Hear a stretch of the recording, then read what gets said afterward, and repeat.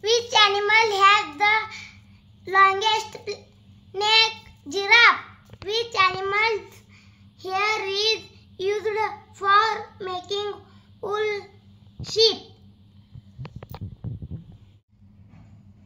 How many bones do we have in our body? 206.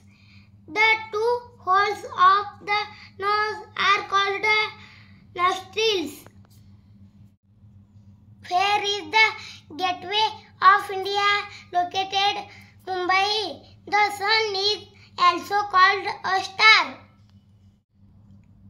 Who was the first person to land on the moon? Neil Armstrong.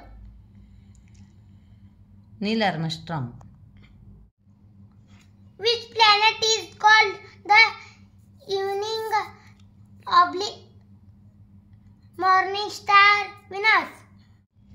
Which planet in the solar system has rings around it? Saturn.